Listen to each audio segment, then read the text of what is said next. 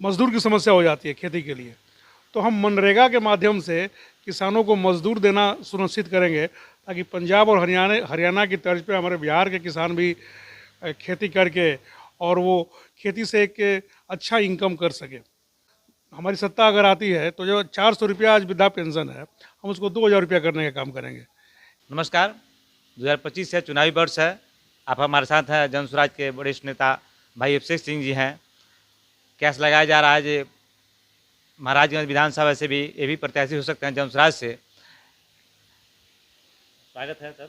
जी, आपके अभी तक के जितने देखने वाले चैनल के लोग हैं, सबको मेरा प्यार भरा अभिवादन, सबको नमस्कार। जी, इतनी चिलचिलाती धूप में भी लोगों के घर जा रहे हैं, लोगों से मिल रहे हैं।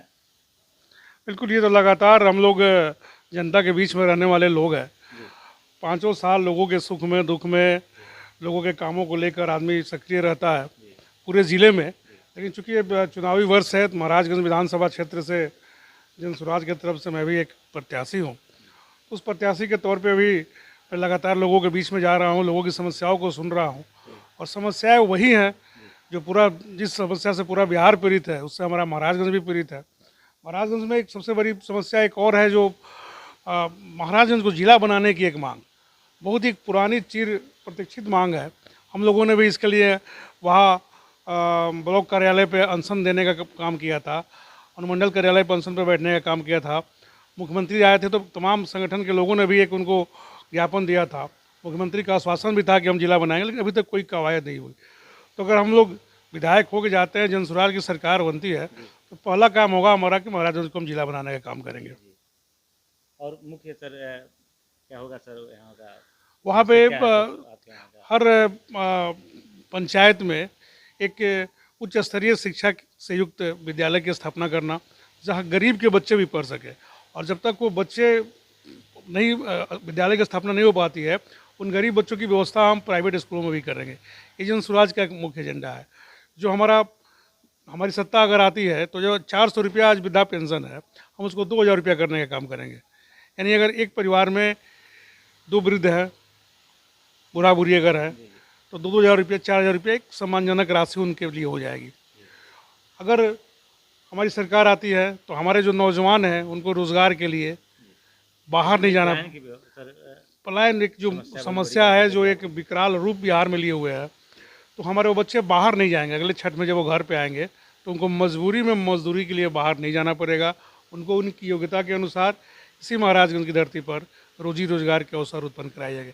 ये हमारा मुख्य एजेंडा है।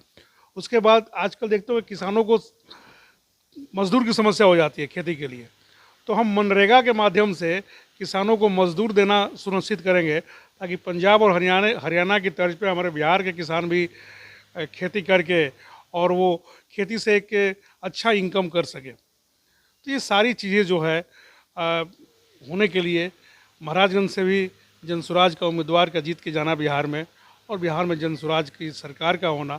और मैं आपके चैनल के माध्यम से लोगों से अपील भी करूंगा कि लगातार आपने देखा 30-35 वर्ष से एक ही तरह के लोग, कभी सत्ता में, कभी पक्ष में, कभी विपक्ष में, कभी कोई और उप मुख्यमंत्री, कभी कोई और उप मुख्यमंत्री, तो सारे इसमें बराबर के जिम्मेदार है। एक बार आप विश्वास करें और सिर्फ 5 वर्ष के लिए आप जन स्वराज परिवर्तन करें। और जन स्वराज के साथ एक अच्छाई ये भी है कि अगर मान लीजिए अभिषेक सिंह अच्छा काम नहीं कर रहा महाराजगंज में, तो वहाँ की जनता के पास रिकॉल का अधिकार भी रहेगा। वो अपने प्रत्याशी को 2 साल में रिकॉल भी कर सकती है। तो एक बहुत अच्छी व्यवस्था प्रशांत ने जन स्वराज के माध्यम से आम जनता के हाथ में देने का काम किया है।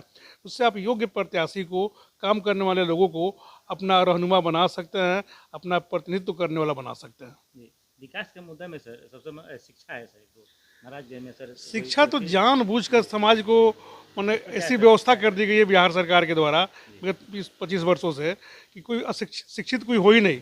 क्योंकि जब शिक्षा आ जाएगी तो व्यक्ति अपने अधिकार के प्रति जागरूक हो जाएगा, उसको अपने अधिकारों का ज्ञान होगा, उसको अपने कर्तव्यों का ज्ञान होगा।